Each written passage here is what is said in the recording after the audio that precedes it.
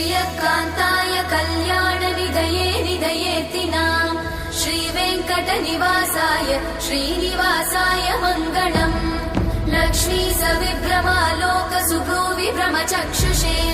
चक्षुषे सर्वलोकानां वेङ्कटेशाय मङ्गलम् श्रीवेङ्कटाद्रिशृङ्गाग्रमङ्गलाभरणाङ्गये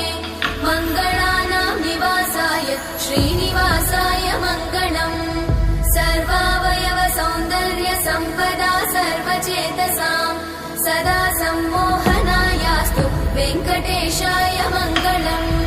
नित्याय निरवध्याय सत्यानन्दचिदात्मने